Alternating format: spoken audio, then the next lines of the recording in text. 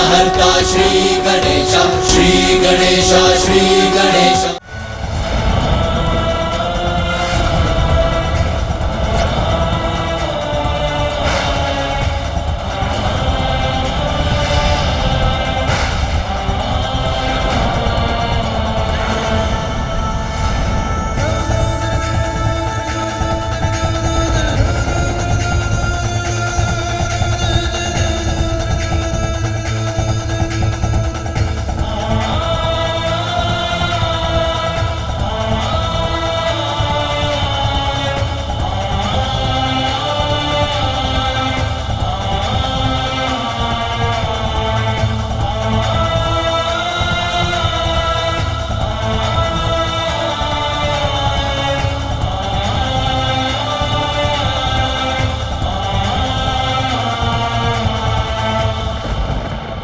तुम्हारा अपराधी मैं हूं पार्वती।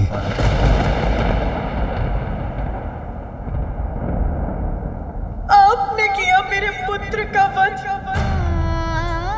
किंतु क्यों स्वामी? ऐसा क्या अपराध किया था उस बालक ने? उत्तर दीजिए। मेरे पुत्र, उस अबोध बालक को प्राण दंड क्यों दिया आपने?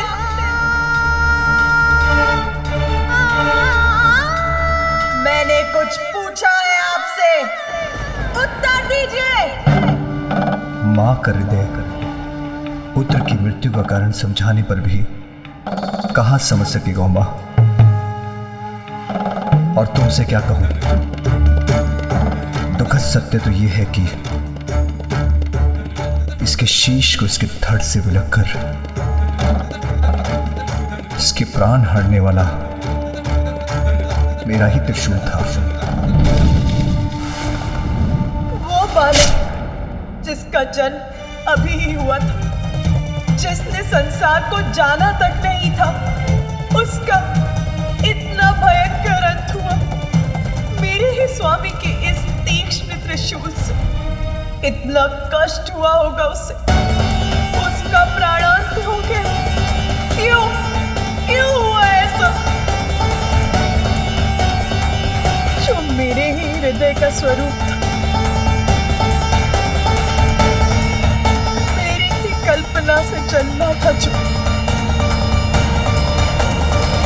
मेरी ही आज्ञा का पालन कर रहा था,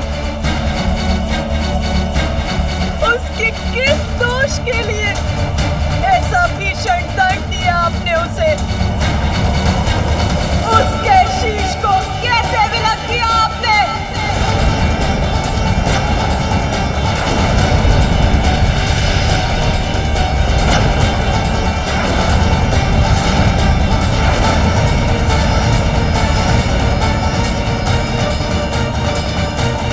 माता महाशक्ति का क्रोध जागृत हो रहा है। माता कुपित हो कदाचित हमें भयंकर दंड देंगी।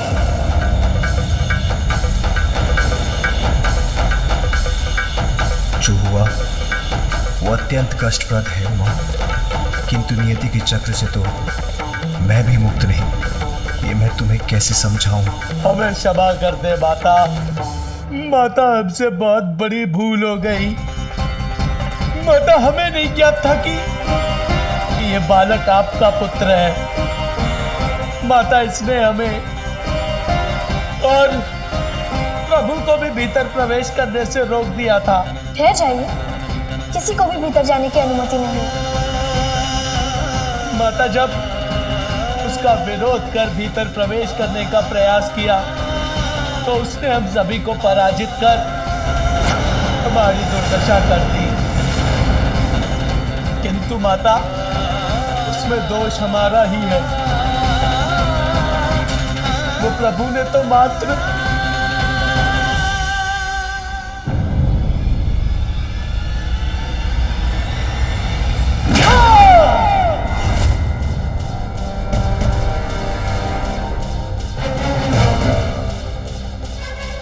ऐसा रोष जागृत हुआ है माता महाशक्ति का कि उन्होंने नंदी को आकाश के अनंत विस्तार में भेज दिया।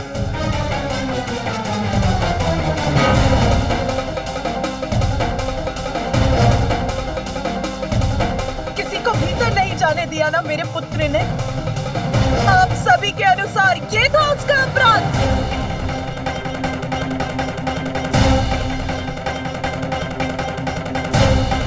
माता के आदेश का पालन करना आपकी दृष्टि में अपराध कब से हो गया देवराज? मैंने अपने पुत्र को आदेश दिया था कि वो किसी को भीतर ना आने दे। बताइए मुझे, उत्तर दीजिए। क्या पूर्ण निष्ठा और समर्पण से एक पुत्र का माता की आज्ञा का पालन करना अनुचित है? इसके लिए तो उसे पुरस्कृत करना चाहिए था। और आप सभी ने उसे दंडित करने की स्थिति उत्पन्न कर दी। बिना तथ्य और सत्य जाने आप सभी उससे युद्ध कर उसे उत्तेजित करते रहे। तनिक धैर्य भी नहीं रखा गया आप सभी से।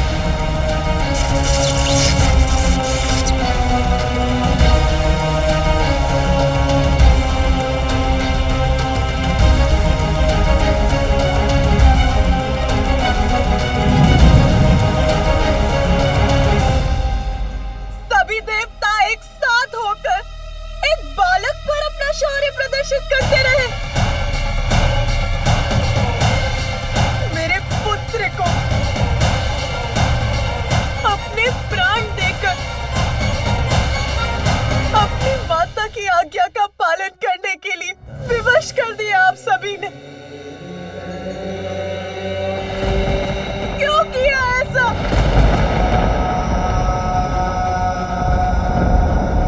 एक बार भी नहीं सोचा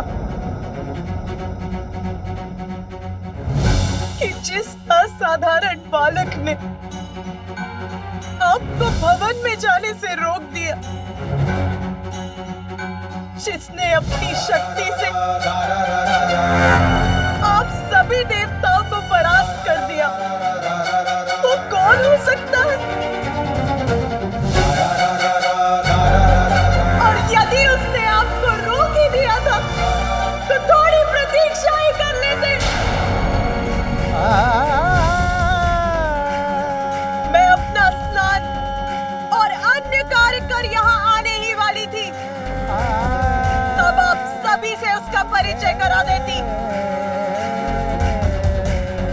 किंतु देवताओं का अहंकार ये कैसे स्वीकार करता कि एक अल्पायु बालक उनकी शक्ति को ललकारने में सक्षम हो रहा है?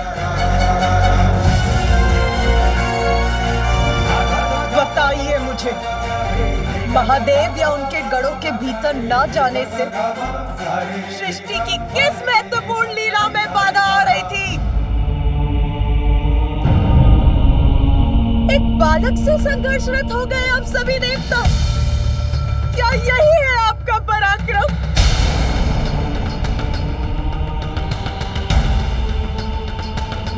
एक बालक से, मात्र एक बालक से क्या हानि पहुंचाई थी उसने किसी को? क्या वो आपसे आपका पद मांग रहा था देवराजेंद्र? मेरा पुत्र, मेरा कोमल हृदय,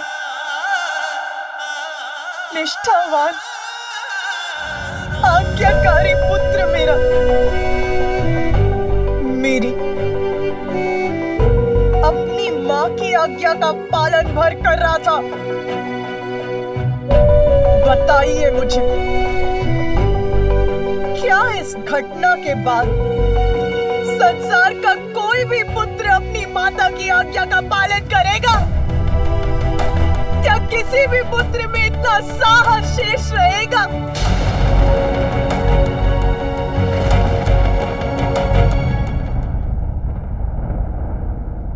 आपको ज्ञात है मैंने पुत्र प्राप्ति के लिए कितनी प्रतीक्षा की है। कितने समय से पुत्र प्राप्ति की प्रबल इच्छा रही है मेरे हृदय में। इसका तनिक भी अनुमान है आपको कि पुत्र प्राप्ति का वरदान प्राप्त करने के लिए मैंने कितने कष्ट सहे हैं? बताइए, है ज्ञात आपको?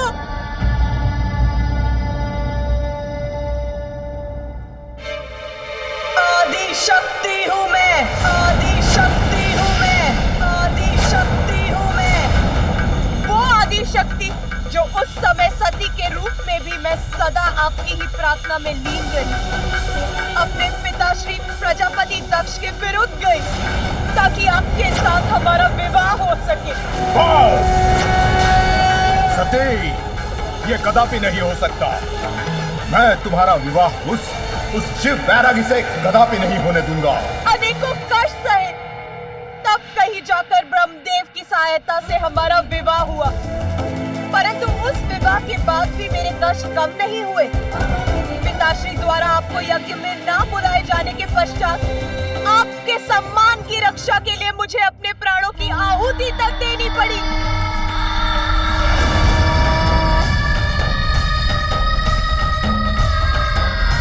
सती का अंत अवश्य हुआ, किंतु उसकी इच्छा पूर्ण रही।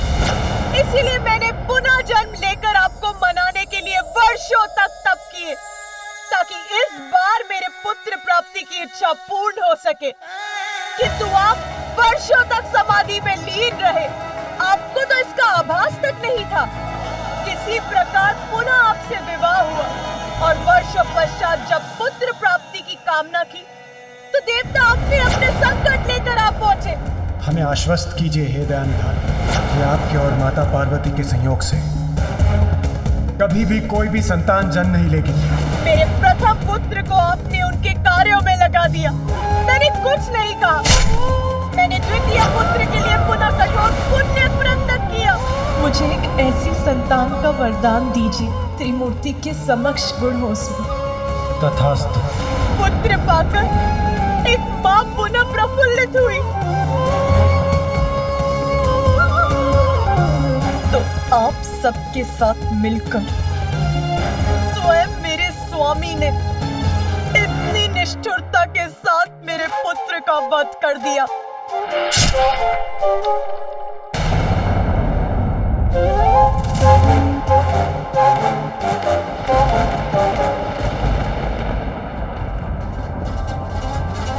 स्वामी, आपका त्रिशूल तो इसीलिए है ना कि उसका प्रयोग कर आप दुष्ट जनों से अपने भक्तों और अपनों की रक्षा कर सके, और आपने उसी से अपने पुत्र का वध कर दिया।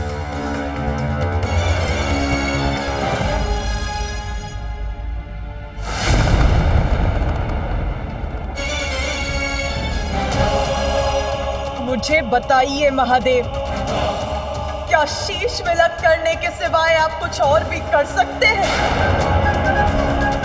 स्मरण है आपको कि सृष्टि के प्रारंभ में आपने काल भैरव का रूप धारण करके ब्रह्मदेव का ही शीश उनके धड़ से विलक कर दिया था, और फिर वीरभद्र का रूप धारण कर आपने प्रजापति दक्ष का भी शीश उनके धड़ से विलक कर दिया।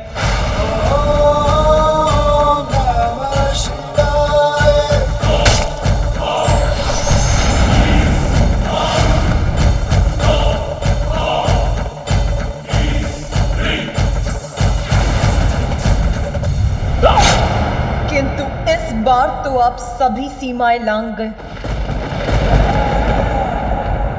आपके जिस पुत्र को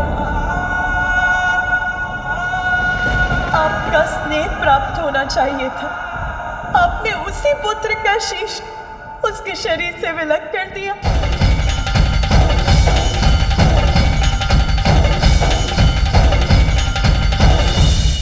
सर्वशक्तिमान है आप, ईश्वर है आप, तो उसका अर्थ ये नहीं कि जब आपकी इच्छा हो आप किसी को भी शत में छत कर देंगे।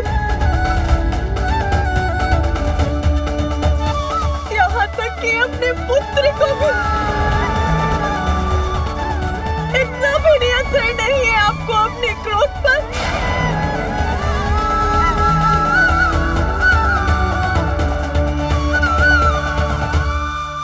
मुझे मेरा पुत्र पुनः चाहिए। आप तो ईश्वर है ना महादेव, मेरे पुत्र को पुनर्जीवित कीजिए।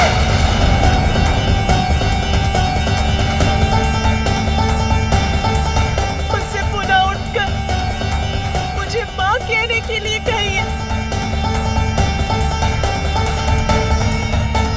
कुछ करिए महादेव, कुछ करिए।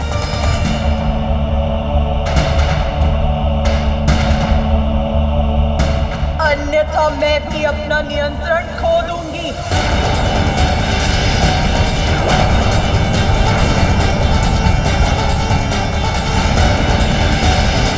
मेरा पुत्र, मेरा प्रिय पुत्र, मेरे सृजन से उत्पन्न हुआ मेरा पुत्र, क्यों महादेव, क्यों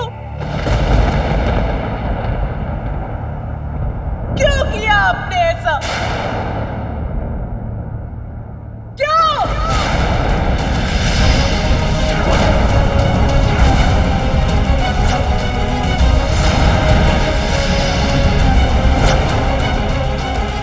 देवी पार्वती का क्रोध अपने चरम पर है, और अगर उन्होंने प्रचंड रूप धारण कर लिया तो अनर्थ हो जाएगा।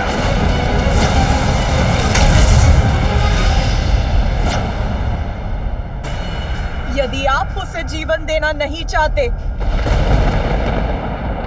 तो मैं जीवित करूंगी उसे।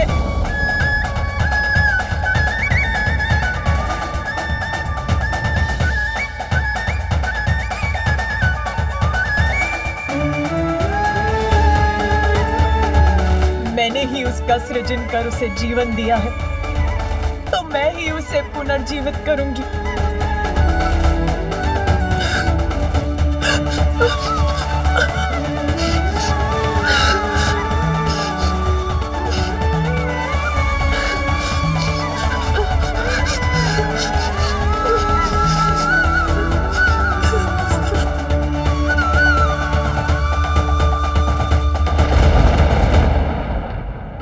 उमा, कैसे समझाऊं तुम्हें? तुम्हारे समस्त प्रयास निरर्थक हैं।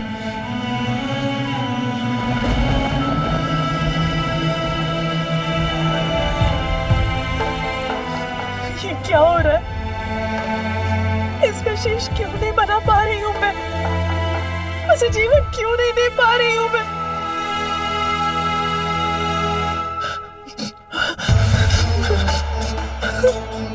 उसके शेष की भस्म को एकत्रित कर रही हूं, तो वो बिखर क्यों जाती है?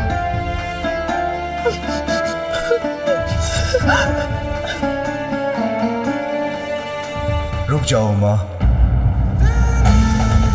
तुम्हारा प्रयास व्यर्थ है। उसकी मां हूं मैं,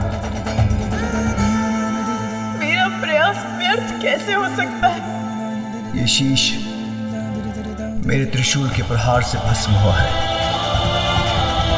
और मेरे त्रिशूल से भस्म होकर कोई पुनः जीवित नहीं हो सकता। इसका शीश सदा के लिए नष्ट हो चुका है।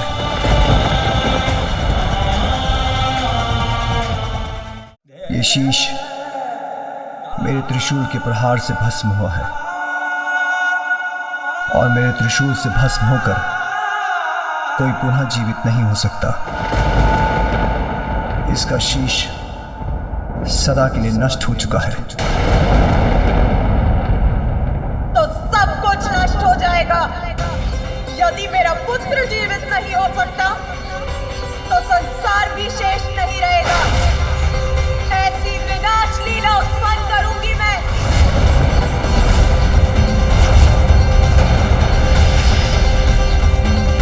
आप सभी नारी को क्या समझते हैं?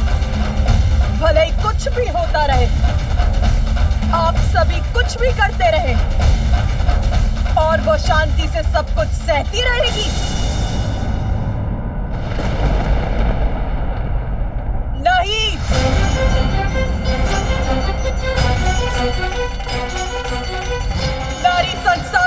जन्म दे सकती है तो उसको मिटा भी सकती है।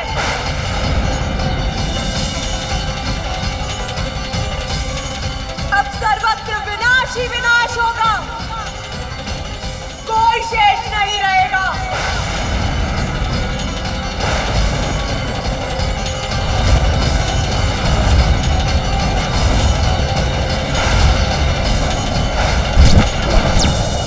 महादेव, देवी पार्वती का उग्र होना संसार के लिए उचित नहीं है, उन्हें रोकिए। यदि वो महादेव के कहे को अनसुना कर दें तो आप ही उन्हें समझाइए प्रिय। अब समझने की आवश्यकता देवताओं को है स्वामी, जिनकी दृष्टि में पार्वती पुत्र का कोई महत्व नहीं था। इस संहार लीला में मैं भी देवी पार्वती के साथ हूँ।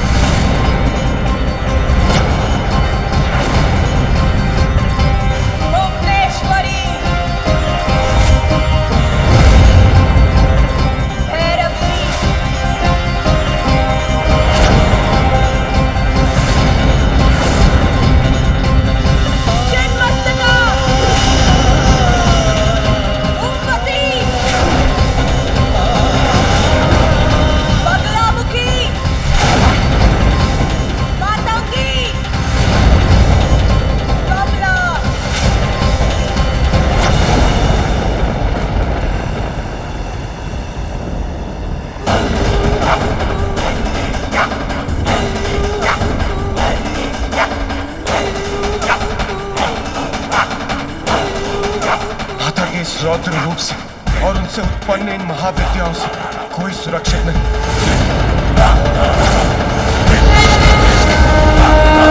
मैं केवल कैलाश ही नहीं, समस्त ब्रह्मांड में जहां जहां भी देव है उनका भी नाश कर दूंगी, संहार करूंगी मैं, संहार।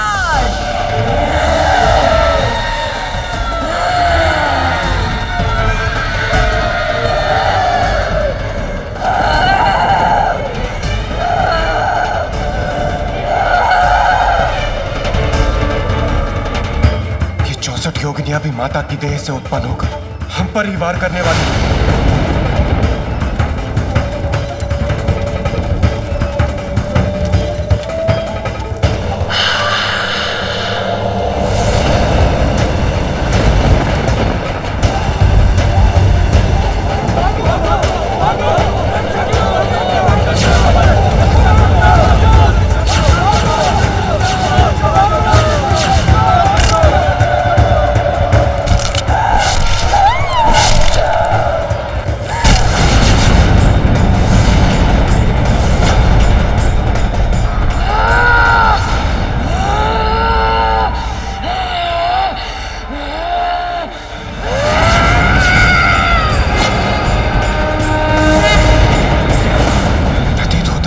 माता से उत्पन्न ये 64 योगिनियां और 10 महाविद्या अब हम देवताओं का विनाश करने के लिए हमारी ओर बढ़ रही हैं। अवश्य दंड दूंगी मैं तुम सभी को तुम्हारे इस कृत्य के लिए। मेरा भीषणकारी क्रोध सभी देवताओं का अस्तित्व मिटा देगा। मेरी क्रोधाग्नि भस्म कर देगी तुम्हें। कोई शेष नहीं रहेगा। सबका संहार करूंगी मैं।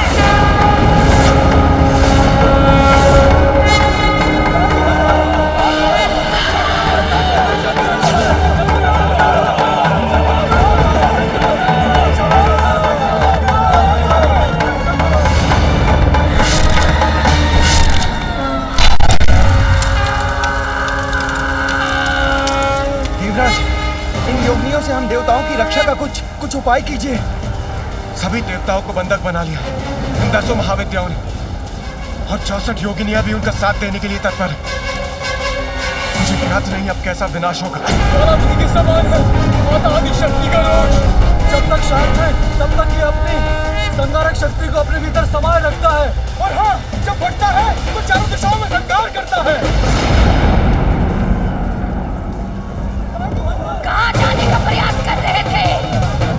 देवी दुर्गा का स्पष्ट आदेश है, आज कोई भी देवता यहाँ से जीवित नहीं जा सकता।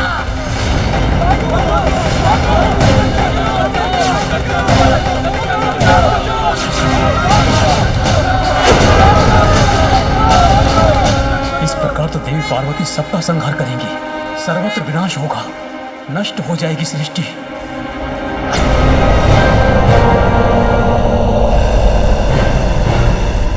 अब सभी देवगण फैल जाइए, एक दूसरे से दूर रहिए और अपनी रक्षा के लिए अपने अस्त्रों का प्रयोग कीजिए।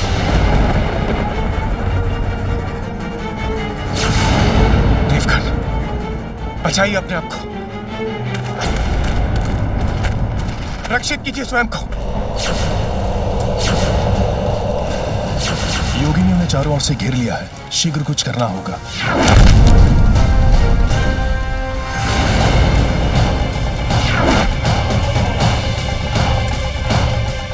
आश्चर्य, मेरे प्रहार का इन पर कोई प्रभाव नहीं हो रहा।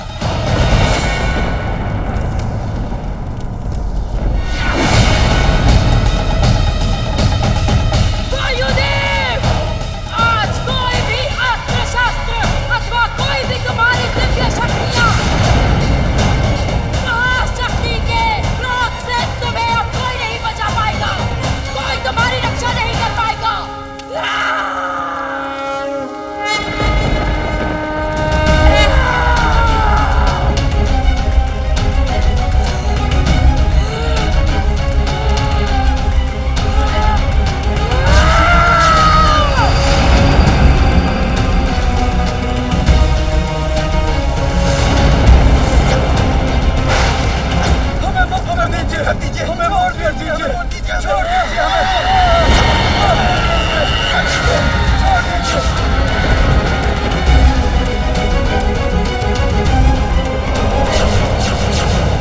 अग्निदेव, कहाँ भागने का प्रयास कर रहे हो? रुको और अपना दंड स्वीकार करो। मुझे पकड़ने की चेष्टा मत कीजिए। मेरी अग्नि सुरक्षा कवच को भेदने का प्रयास किया तो आप भस्म हो जाएंगी।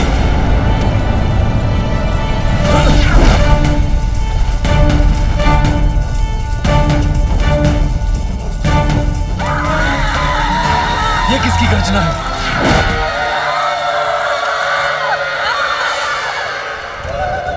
देवी तारा, अपने विकराल रूप में। अग्निदेव, उससे अपने बचाव कैसे करेंगे आप?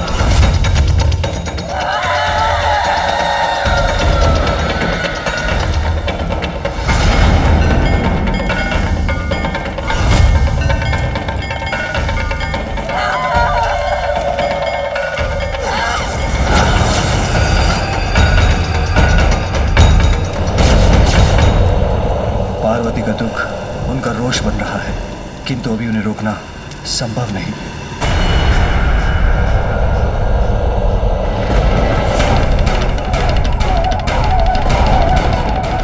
देवी भुवनेश्वरी और देवी कमला अपने हाथों से जिस प्रचंड ऊर्जा को उत्पन्न कर रही है, उससे तो यहाँ उपस्थित कोई देवता नहीं बचेगा।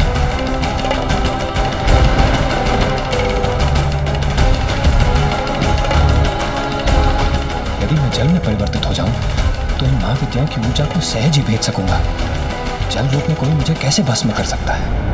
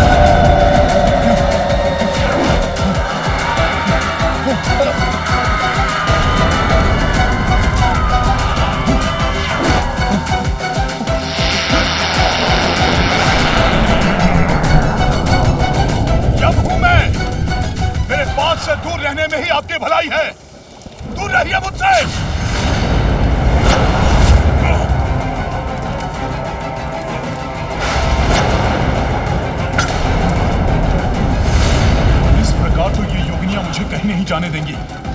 देवी धूमवती वृद्धा होने के कारण दुर्बल प्रतीत होती है। यदि मैं तीव्र गति से भाग गया तो ये मुझे कदापि नहीं पकड़ सकेंगी। ठहरो यमराज, कहाँ जा रहे हो? मुझे शक्तिहीन समझने की भूल मत करो। यमराज, अब जाओ, देवी दुर्गा के उदर में जाके समा जाओ।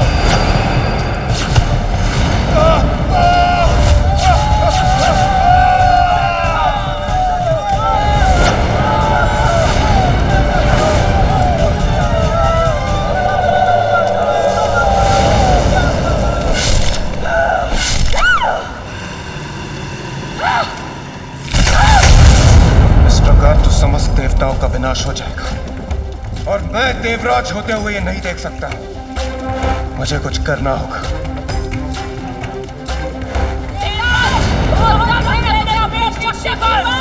आज देवताओं के साथ हमारा अहंकार भी मिट जाएगा।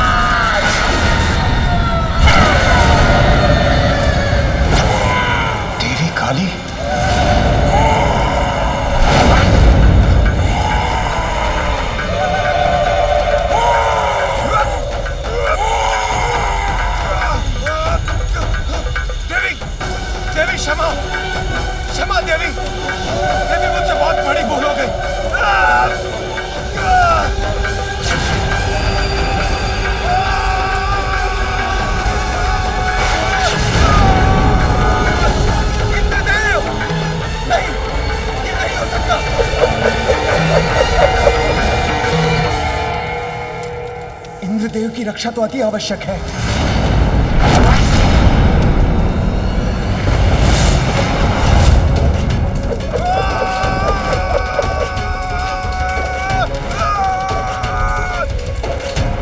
इंद्रदेव की रक्षा से पूर्व तुम अपनी रक्षा का विचार करो सूर्यदेव।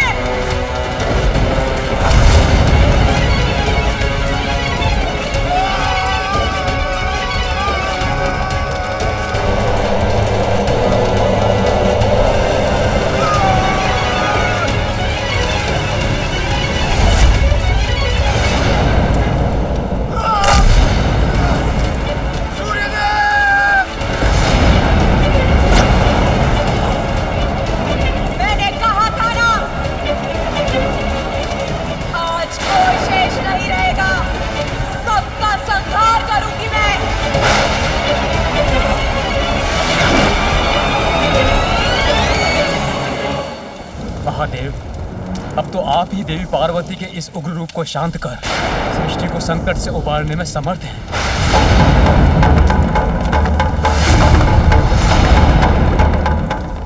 महादेव शीघ्र कुछ कीजिए, अन्यथा देवी पार्वती सर्वत्र प्रलय की स्थिति उत्पन्न कर देंगी। मैं तो प्रतीक्षा ही कर रहा था कि देवी पार्वती के भीतर का रोष बाहर आ जाएगा तो वो स्वतः शांत हो जाएंगी, किंतु उसके विपरीत उनका रोष तो बढ़ता ही जा रहा है। उनकी इस विनाश लीला को शांत कर उन्हें रोकना ही होगा। मेरे पुत्र का वध त्रिशूल से किया था ना आपने?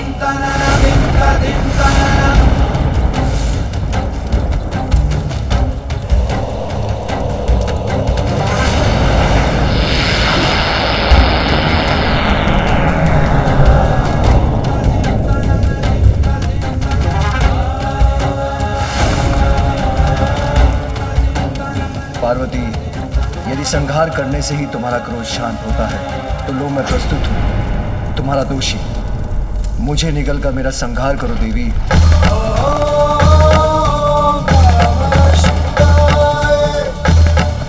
नहीं, ये कैसे कर सकती हूँ मैं? मुझे अपने रोष से मुक्त होना ही होगा। पार्वती, वो तुम्हारा ही नहीं मेरा भी पुत्र था। हाँ, ये सत्य है पार्वती कि मेरे हाथ तो बहुत बड़ा अनर्थ हो गया है। पिता के हाथ तो पुत्र का हाथ थामकर उसे संसार में चलना सिखाते हैं, उसका मार्गदर्शन करते हैं, और यहाँ मेरे ही हाथों मेरे पुत्र का वध हो गया। किंतु मैं करता भी क्या, उसने विवश कर दिया था मुझे। उमा, मैंने तो पहचाना उसे, किंतु वास्तविकता तो यह है कि अविद्या के कारण वो मुझे, अपने पिता को नहीं पहचान सका, नहीं जान सका कि 84 लाख योनियों के समस्त जीवों का पिता मैं ही हूं। सबके भीतर और बाहर सर्वत्र विराजमान हूं। अज्ञानतावश कुछ भी समझाने का अवसर नहीं दिया उसने।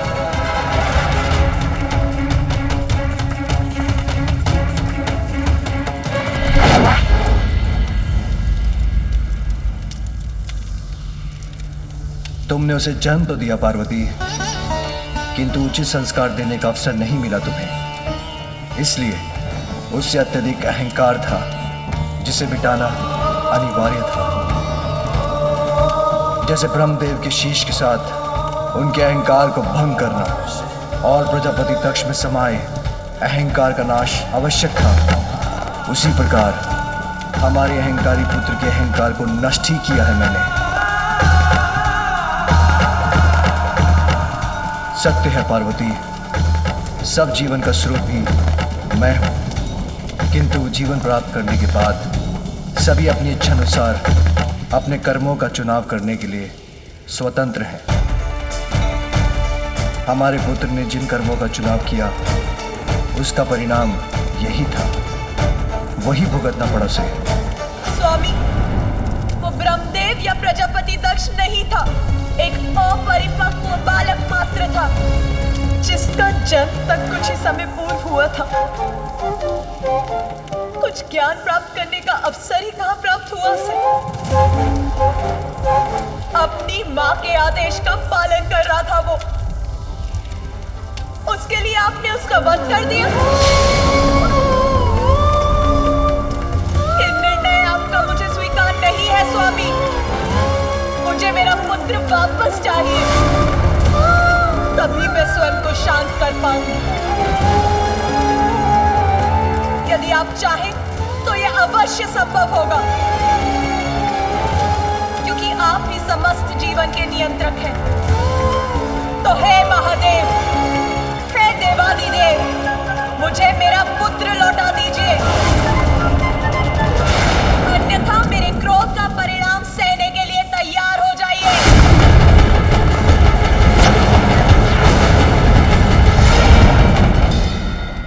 मुझे मेरा पुत्र लौटा दीजिए, अन्यथा मेरे क्रोध का परिणाम सहने के लिए तैयार हो जाइए।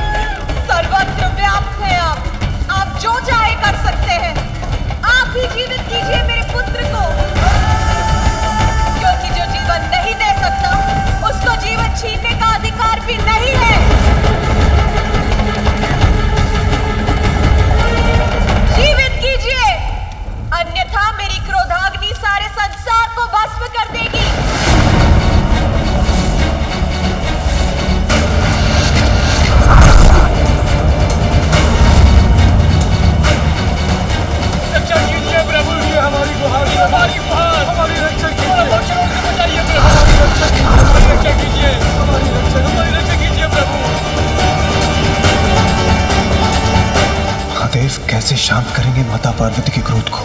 कहीं कहीं इस बार मैं उनका लक्ष्य न बन जाऊं।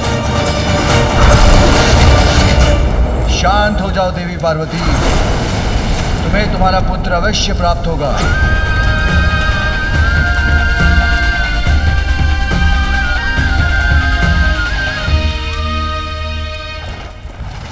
शांत हो जाओ देवी पार्वती, तुम्हें तुम्हारा पुत्र अवश्य प्राप्त होगा।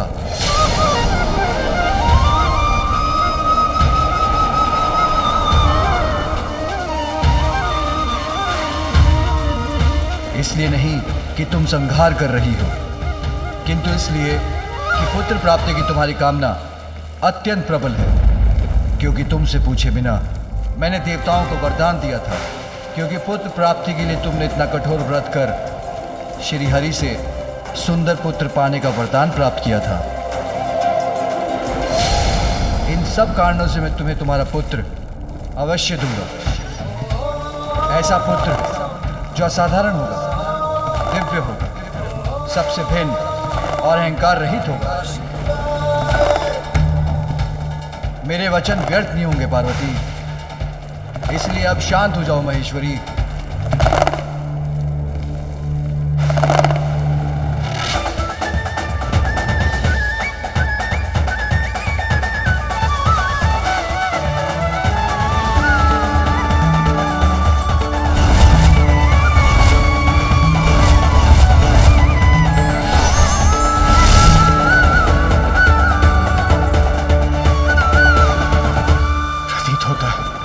माता का क्रोध शांत हो गया।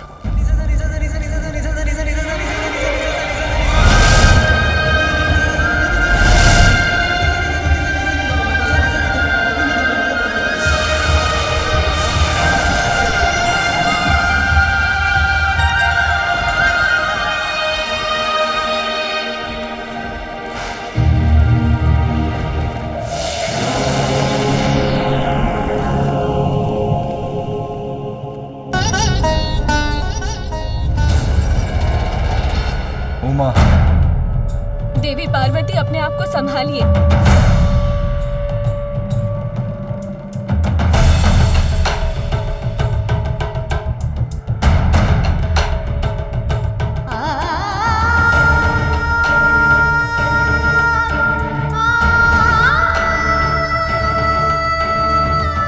मुझे मेरे पुत्र को देखना है।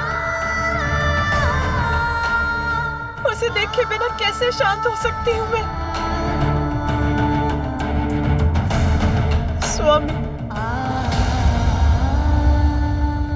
इस मां पर इतनी कृपा कीजिए, अब अविलंब मेरे पुत्र को जीवित कर दीजिए।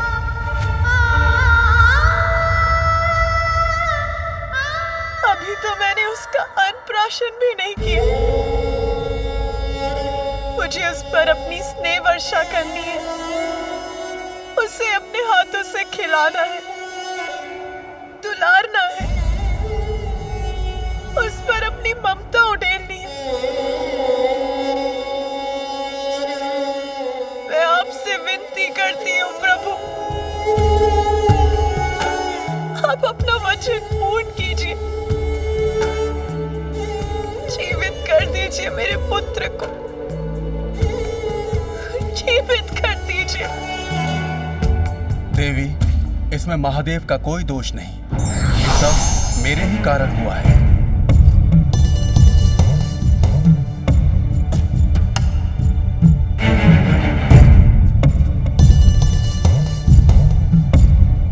आपका दोषी तो मैं हूं, इस घटनाक्रम का संपूर्ण दोष मेरा ही है। कैसे महर्षि कश्यप? इस सब से आपका क्या संबंध है? संबंध है माता, इसका मेरे श्राप से ही गूढ़ संबंध है। बहुत समय पूर्व महादेव के दो परम भक्त थे, माली और सुमाली, और महादेव ने उन्हें अभयदान दिया था। वत्स, मैं तुम दोनों की भक्ति और तप से अत्यंत प्रसन्न हूं और तुम्हें अभयदान देता हूं। दिगंबराय तस्मै नकाराय नमः शिवाय। इसके पश्चात एक बार माली और सोमाली का सूर्यदेव के साथ युद्ध हुआ, जिस युद्ध में सूर्यदेव उनका वध करने के लिए तैयार हो गए। तब माली और सोमाली के अभयदाता महादेव को प्रकट होकर उनकी रक्षा करनी पड़ी। उन्होंने सूर्यदेव पर अपने त्रिशूल का प्रहार कर उन्हें मरणासन अवस्था में उनके रथ से नीचे गिरा दिया। तभी मैं सूर्य का पिता वहां पहुंच गया और मैंने अपने पुत्र सूर्य की देह को दीन अवस्था में पृथ्वी पर गिरा हुआ देखा। और तब रोष और संताप से प्रभावित होकर मैंने महादेव को एक अत्यंत अनिष्टकारी श्राप दिया कि जिस प्रकार आज आपके कारण मेरे समक्ष मेरा पुत्र मरणासन अवस्था में गिरा पड़ा है, उसी प्रकार आप स्वयं अपने पुत्र को अपने त्रिशूल से आहत करेंगे महादेव। उस समय मेरे पुत्र की मृत्यु तो नहीं होने दी महादेव आपने, किंतु मैं तो श्राप दे चुका था। वो स्थिर रहा जिसके कारण ही आज यहाँ ये सब घटा। किंतु हे महादेव, आप तो करुणा सागर हैं, सब जीवन के स्रोत हैं, इसलिए मेरी विनती स्वीकार कर मुझे दोष मुक्त कीजिए। अपने पुत्र को जीवित कर दीजिए महेश्वर। आप चाहें तो ये अवश्य संभव होगा। ऋषिवर, अब वही करने का प्रयास करने जा रहा हूं। अब मुझे आज्ञा दीजिए। प्रणाम महादेव, प्रणाम माता।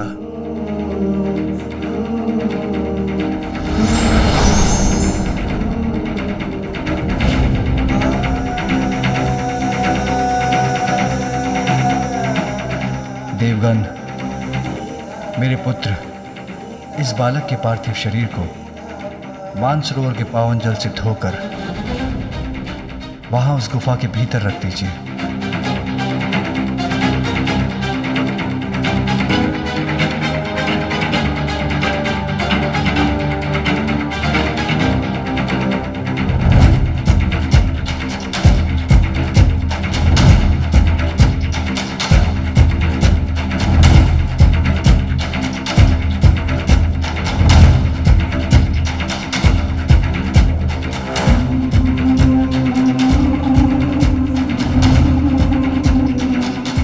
विश्वास रखिए देवी, इसी विधि से उसे मैं पुनर्जीवित कर सकूंगा।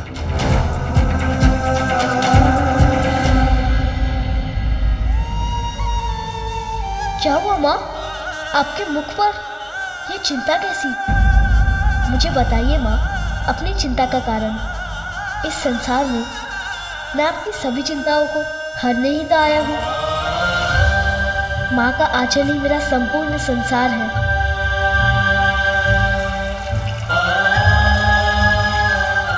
तुम ये क्या कर रहे हो पुत्र? अभी बताता हूँ माँ।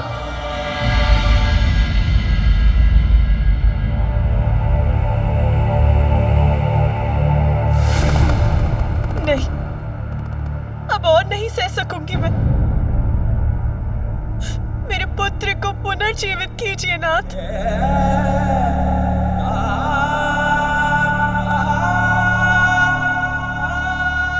धैर्य रखो उमा। बिना शीश के मैं उसे जीवन नहीं दे सकता। मेरे त्रिशूल के प्रहार से उसका शीश सदा के लिए नष्ट हो चुका है, किंतु उसका भी उपाय है। उसका धड़ किसी और शीश से जोड़ना होगा।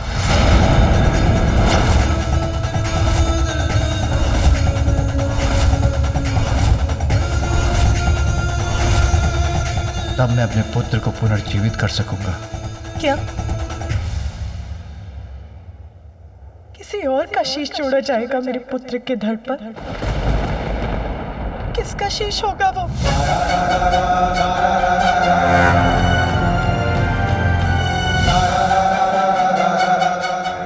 उत्तर दीजिए, किसका शीश दिया जाएगा मेरे पुत्र को?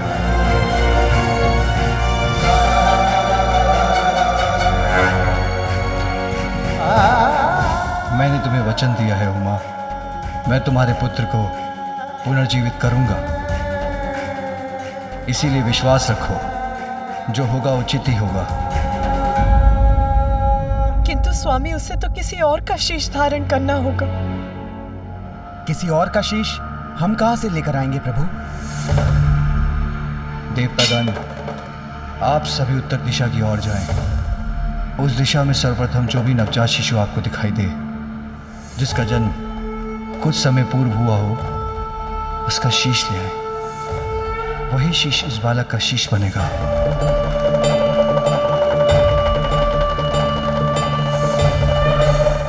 और ये कार्य करते समय दो बातों का अवश्य ध्यान रखिएगा। उसी नवजात शिशु का शीश लेकर आए जो दक्षिण दिशा की ओर मुख कर लेटा हो, और ये कार्य दोपहर की अवधि में पूर्ण हो जाना चाहिए।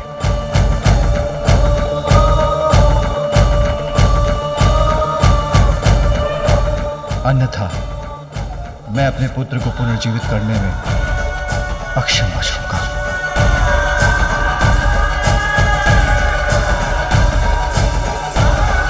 यदि दोपहर के भीतर कोई शीश नहीं मिला तो माता पार्वती का क्रोध पुनः जागृत हो जाएगा। मुझे तो यही चिंता सता रही है, किंतु इसे इनके समक्ष कैसे व्यक्त करूं?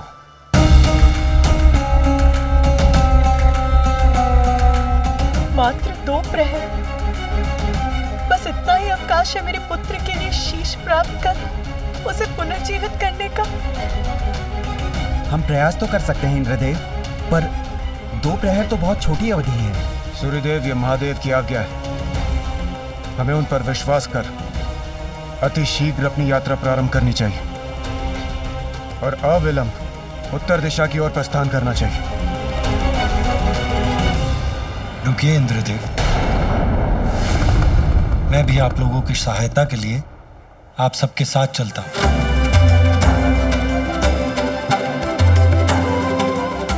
आप निश्चिंत रहिए देवी पार्वती। जिस प्रकार मैंने महादेव को गजासुर के उदर से मुक्त कराने का वचन निभाया था, उसी प्रकार मैं और समस्त देवगण अपने प्रयास से आपको निराश नहीं करेंगे।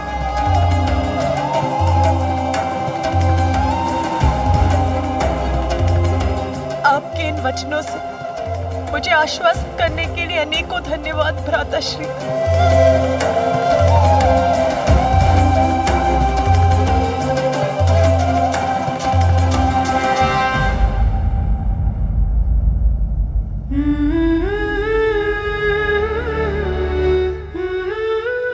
मेरा पुत्र पुनर्जीवित हो जाए, इतनी ही इच्छा है मेरी। मुझ पर विश्वास रखो उमा।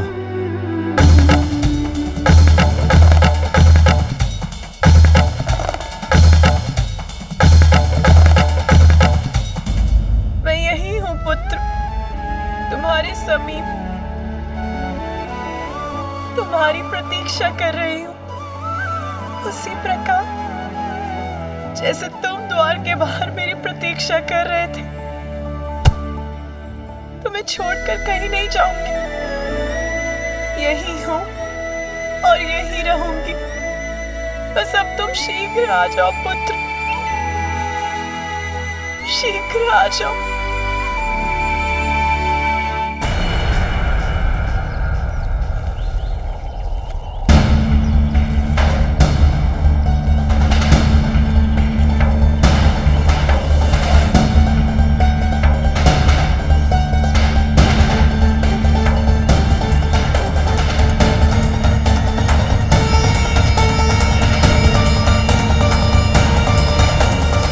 समय अत्यंत तीव्र गति से बीता जा रहा है और हमें अभी तक कोई नवजात शिशु नहीं दिखा। यहाँ तो दूर दूर तक इस सघन वन के सिवाय कुछ दिखाई नहीं देता है। जीवन का कोई चिन्ह तक नहीं है। हे श्री हरि, इस प्रकार हम उत्तर दिशा की ओर बढ़ते रहे तो हम घने वन में प्रविष्ट हो जाएंगे। इस वन में नवजात शिशु कहाँ मिलेगा? देवगण, दिशाओं में सर्वोत्तम दिशा है उत्तर दिशा। जीवन का सार छिपा है इसमें। जीवन की समस्त सकारात्मक ऊर्जाओं का स्रोत उत्तर दिशा में ही स्थित है। अतः आप लोग अपना संशय त्याग दीजिए और आगे बढ़िए, क्योंकि जहां आपको सघन वन दिखाई दे रहा है, वहां महादेव अपनी दिव्य दृष्टि से भविष्य के दर्शन कर चुके। देवी पार्वती और महादेव के जीवन में नवीन अध्याय के आरंभ का स्रोत अवश्य ही हमें इस उत्तर दिशा से प्राप्त होगा। किंतु श्री हरि, हम अपने स्वार्थ के लिए किसी नवजात शिशु के प्राण हर लेंगे, ये कहाँ उचित है? अग्निदेव, महादेव सर्वज्ञ है। उनकी दृष्टि से कुछ नहीं छिपता, सब कुछ ज्ञात है उन्हें। यदि उन्होंने कुछ कहा है तो उसके पीछे अवश्य ही कोई गूढ़ अर्थ छिपा है। इसलिए आप उनकी बात पर विश्वास कीजिए और उनके आदेशानुसार आगे बढ़िए। और वैसे भी जब मैं आपकी सहायता के लिए आपके साथ हूं, तो आपको किस बात की चिंता?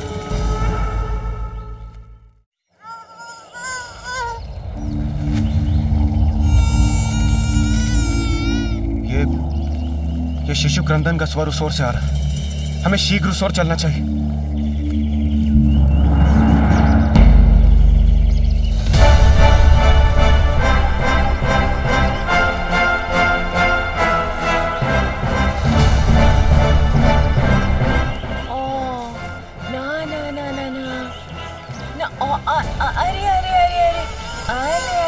बच्चा, आले आले आले आले आले आले आले, शांत हो जा मेरा लाल, रोते नहीं। तुम्हारी माँ है ना तुम्हारे पास, फिर क्यों रोते हो भला?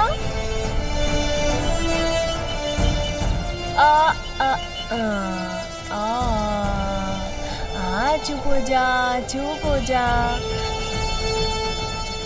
अवश्य ही यही वो शिशु है जिसके बारे में महादेव ने हमसे कहा था। हाँ, अवश्य यही है हमारी समस्या का समाधान।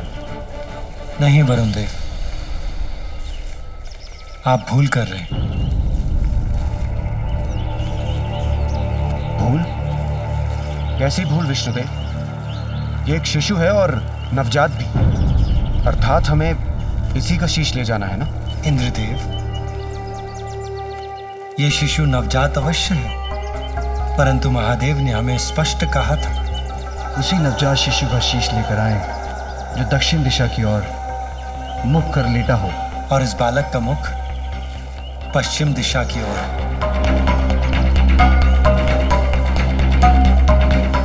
अतः इसका शीश देवी पार्वती के पुत्र के लिए उपयुक्त नहीं है। महादेव ने हमें अवश्य भेजा है, किंतु अपने हृदय में उत्पन्न संशय को मिटा नहीं पा रहा हूं मैं।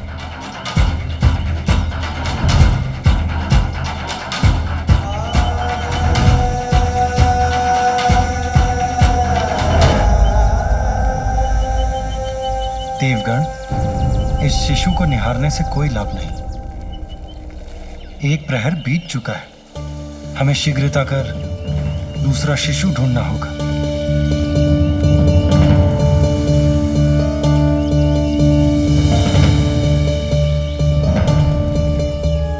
आइए देवगण।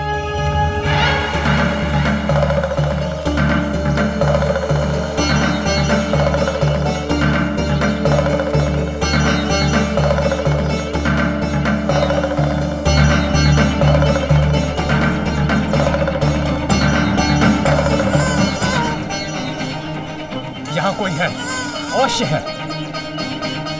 संभव है यही वो शिशु है जिसका शीश हम ढूंढ रहे हैं।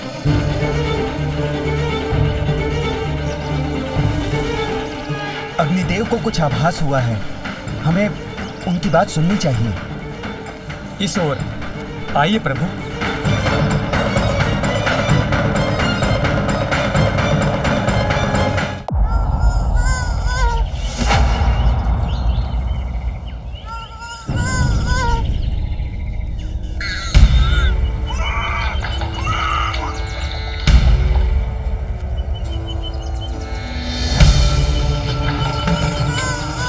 विष्णुदेव, देखिए ये यक्षिणी और उसका शिशु, और कितना सुंदर है। माता पार्वती भी इसे देखकर अत्यंत प्रसन्न होंगी। आप सभी उत्तर दिशा की ओर जाएं। उस दिशा में सर्वप्रथम जो भी नवजात शिशु आपको दिखाई दे, जिसका जन्म कुछ समय पूर्व हुआ हो, उसका शीश ले आए।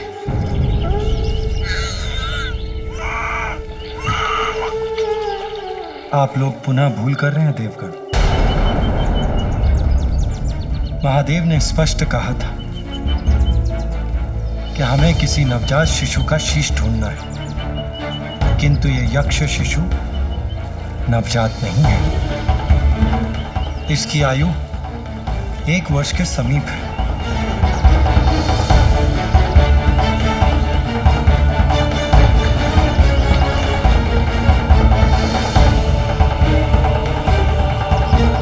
धीरज रखिए देवगण, हमारे पास अभी भी कुछ समय शेष है। हमें रुकना नहीं चाहिए।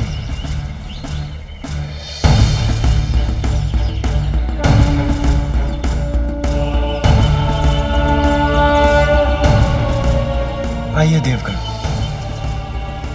आगे बढ़ते हैं।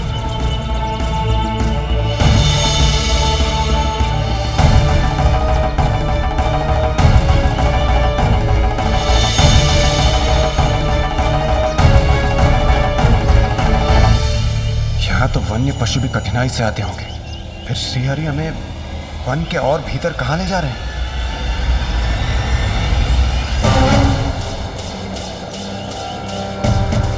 प्रभु श्रीहरि के साथ होते हुए भी मन में शंका उत्पन्न हो रही है। क्या हम किसी शिशु का शीश ढूंढ भी सकेंगे? यहाँ कहाँ मिलेगा कोई शिशु हमें?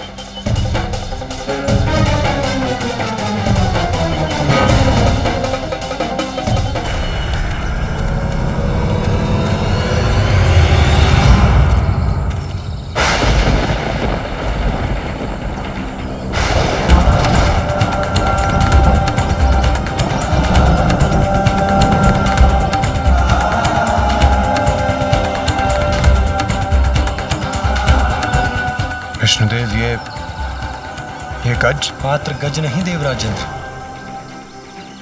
एक नवजात गज। प्रभु, ये क्या कह रहे हैं आप? इस गज शिशु का शीश ही माता पार्वती के पुत्र का शीश होगा? ये कैसे संभव है प्रभु? स्मरण कीजिए देवगण, महादेव ने ये तो नहीं कहा था कि हमें मानव शिशु का शीश ले जाना ही अनिवार्य है। महादेव के कथन के अनुसार सर्वप्रथम जो भी नवजात शिशु दक्षिण दिशा की ओर मुख करके लेटा अथवा बैठा हो, उस शिशु का शीश लेकर जाना है हमें। और ये गज शिशु नवजात भी है और इसका मुख दक्षिण दिशा की ओर भी।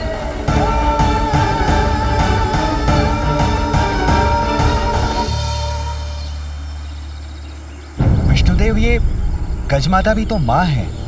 जब ये निद्रा से जागेगी और अपने पुत्र को अपने समीप नहीं पाएगी तो इस माँ की भी क्रोधाग्नि जागृत हो जाएगी और तब ये भी भयंकर उत्पात मचाकर सर्वत्र विनाश करेगी।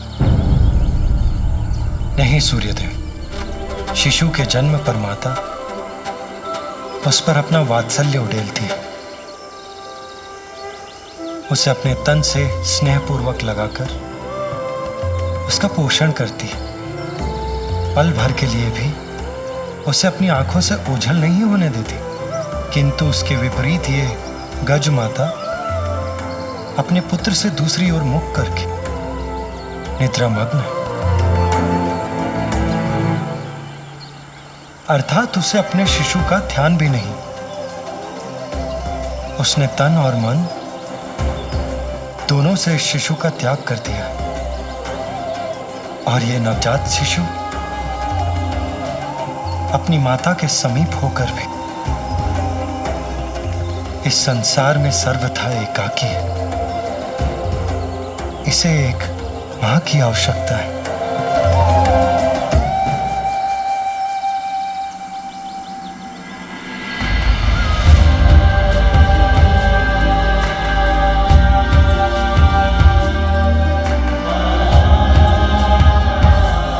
और वहां एक अन्य मां अपने पुत्र के लिए व्याकुल है।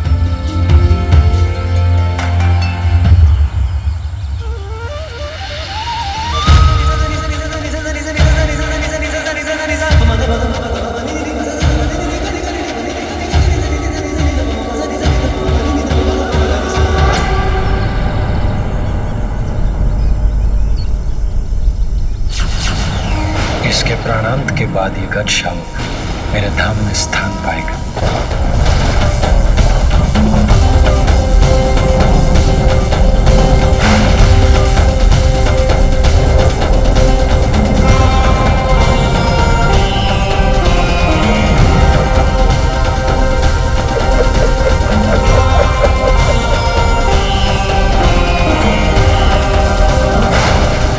किसका है और कौन है जो इस शिशु को बांधने यहां तक पहुंच गया?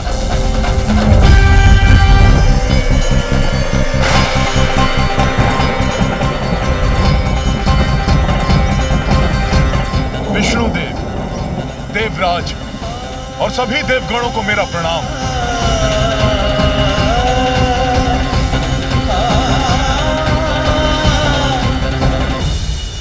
प्रणाम यमराज, किंतु आप और यहां, आपके यहां आने का क्या प्रयोजन है? देवराज, मैं यहां अपना कर्तव्य निभाने, इस गज शिशु को मृत्यु प्रदान करने आया हूं। किंतु यमराज, महादेव ने तो हमें आदेश दिया है कि दक्षिण की ओर जिस नवजात शिशु का मुख हो, उसका शीश हम उनके पास पहुंचा दें, जिसके अनुसार ये गज शिशु उनके लिए सर्वथा उपयुक्त होगा। यही तो महादेव की लीला है। इस गज शिशु को मात्र 1 दिवस की अल्पायु प्राप्त है। यमराज इसे मृत्यु देकर और हम इसका शीश लेने एक साथ यहां पहुंचे। अर्थात महादेव की ये इच्छा नहीं है कि हम किसी शिशु की आयु छीनकर उनके पुत्र को शीश प्रदान करें। जब इस गज शिशु की मृत्यु होने ही वाली है, तो हमारे द्वारा इसका शीश ले जाने में कुछ भी अनुचित कहाँ है? इसे ही कहते हैं परमात्मा का न्याय।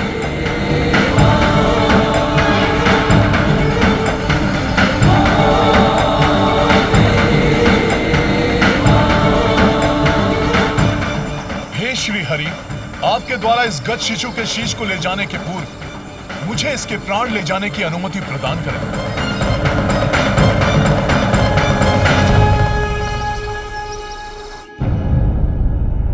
कितना समय बीत गया और मेरा पुत्र अभी भी निष्प्राण है। स्वामी,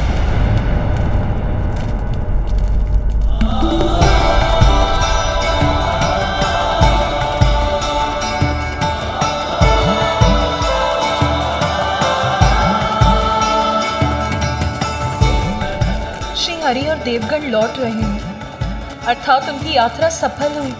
अब पुनः पा सकूंगी मैं अपने पुत्र को।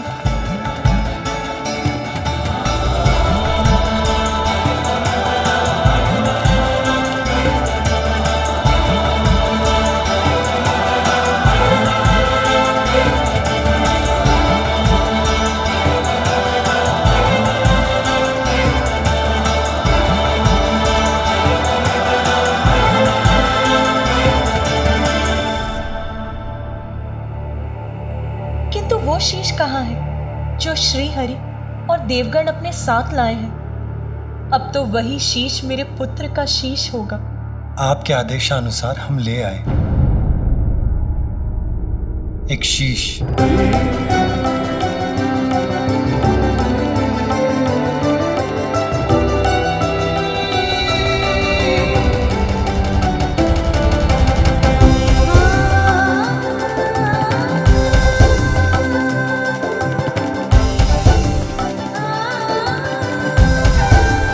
सूर्यदेव इस शीश को लेकर उस गुफा के भीतर जाएं, जहां हमारे पुत्र का पार्थिव शरीर स्थित है।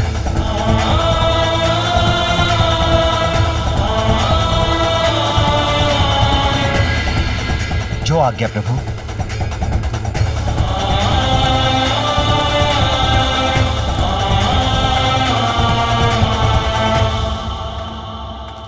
प्रभु,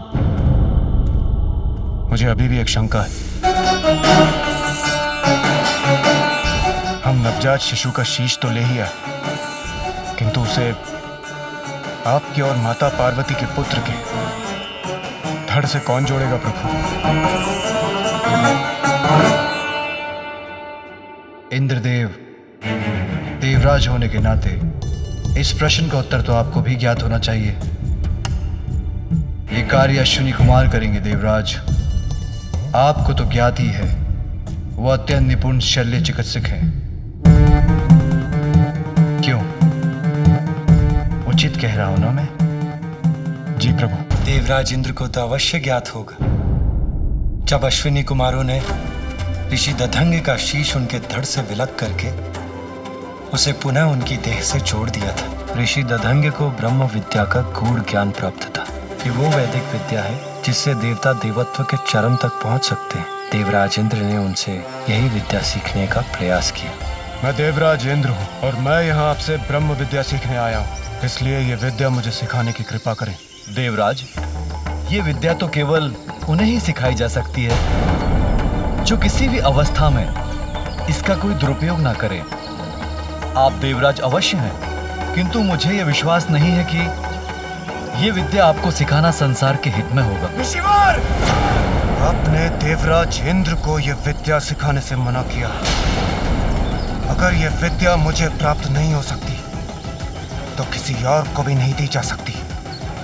याद रहे, यदि आपने अपने इस मुख से अपनी यह विद्या किसी और को सिखाई तो उसका भीषण परिणाम झेलने के लिए तैयार हो जाइए।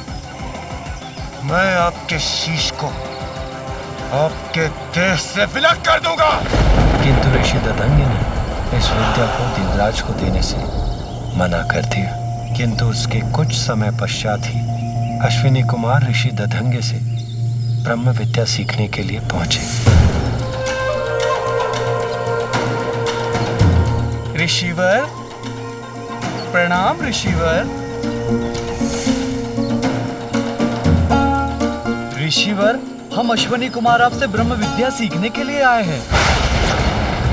इस विद्या का ज्ञान हमें हमारे कार्य में और कुशल बना देगा। यदि आपने अपने इस मुख से अपनी यह विद्या किसी और को सिखाई तो उसका भीषण परिणाम झेलने के लिए तैयार हो जाइए। मैं आपके शीश को आपके देह से विलग कर दूंगा। देवराज की चेतावनी को मुझे इन्हें संकेत द्वारा ही बताना होगा। आप किसी भी प्रकार की चिंता ना करें। हम शल्य चिकित्सा में इतने निपुण हैं कि शरीर से विलग कोई भी अंग को जोड़ने का सामर्थ्य रखते हैं। इस प्रकार ऋषिवर अपने मुख से अश्विनी कुमारों को ब्रह्म विद्या का ज्ञान नहीं देंगे, और यदि देवराज इंद्र कुपित होकर उनका शीश विलग करते भी हैं तो वो मात्र। किंतु देवराज इंद्र को इसकी सूचना प्राप्त हो गई और वो इससे अत्यंत कुपित हो उठे कि उनकी चेतावनी के बाद भी ऋषि दधंग ने अश्विनी कुमारों को ब्रह्म विद्या सिखाने का साहस किया। ऋषि दधंग!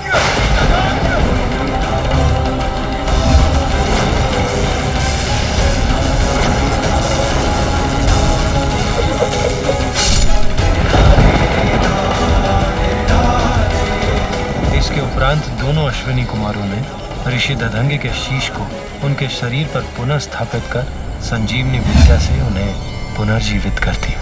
आप दोनों का कल्याण हो।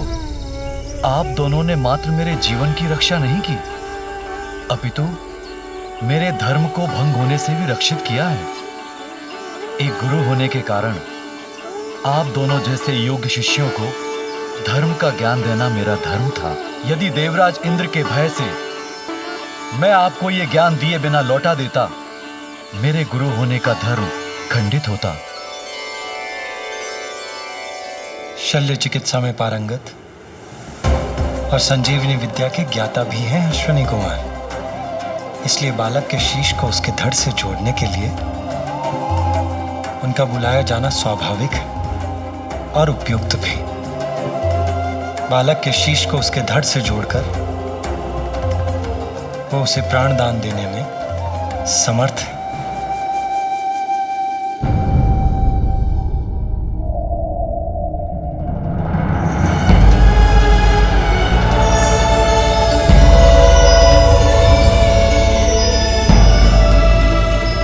प्रणाम प्रणाम त्रिदेव।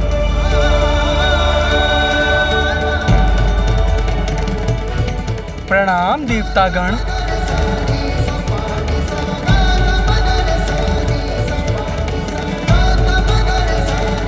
अश्विनी कुमार, मेरे कहने पर विष्णुदेव, इंद्रदेव एवं अन्य देव एक नवजात शिशु का शीश लेकर आए हैं।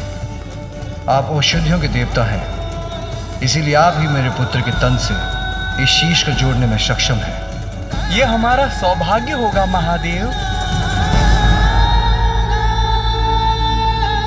अब आप अपना कार्य आरंभ करें।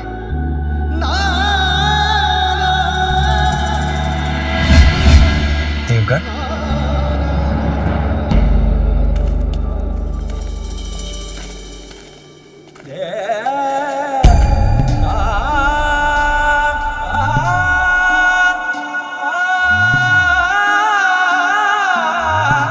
निश्चिंत रहो पार्वती, कुछ ही समय में तुम्हारा पुत्र पुनः तुम्हारे साथ होगा।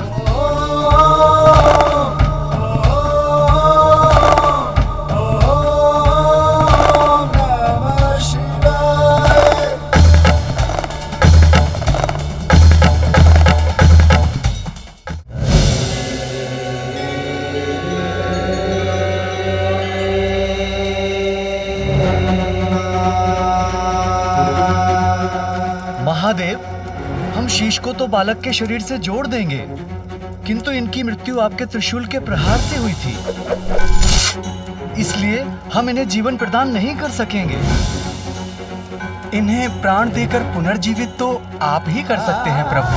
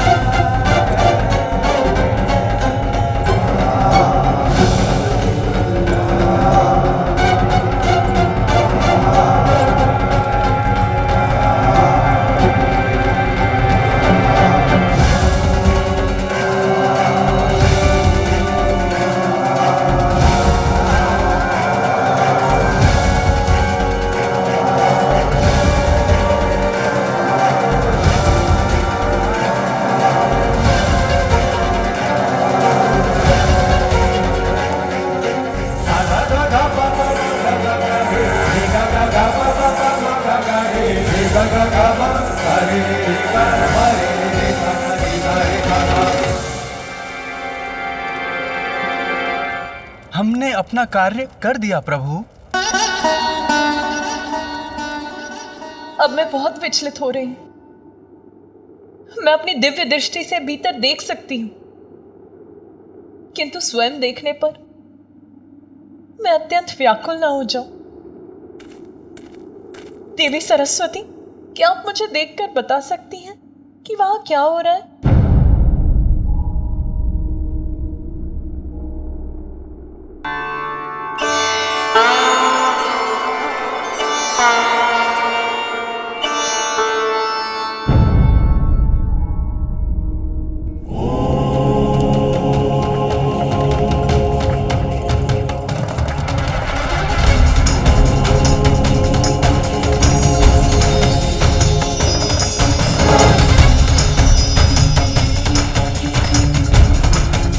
देवी पार्वती, महादेव आपके पुत्र को प्राण दे रहे हैं। उनके पांव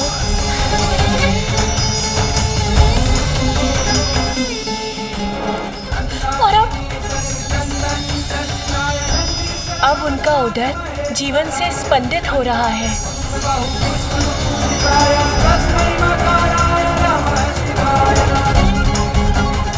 और अब क्या हो रहा है वहाँ? अब उनके हाथ और उनकी भुजाएं, उसमें भी जीवन का संचार हो रहा है। और बताइए ना, अब क्या हो रहा है वहाँ? और अब उनकी ग्रीवा क्रियाशील हो रही है।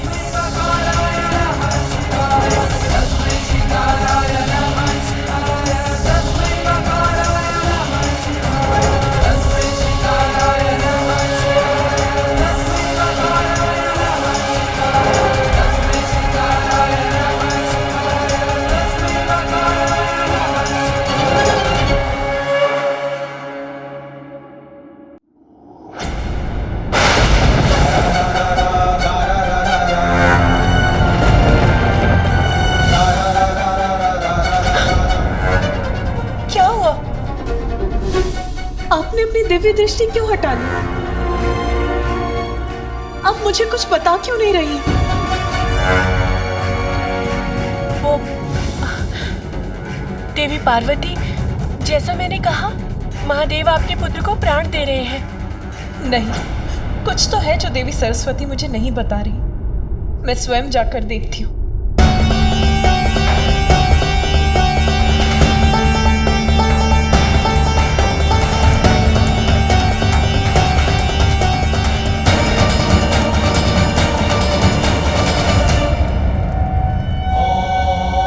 गजाननाय नमः। ॐ लम्बोदराय नमः। ॐ शूर्पकर्णाय नमः। ॐ विघ्नहर्ताय नमः।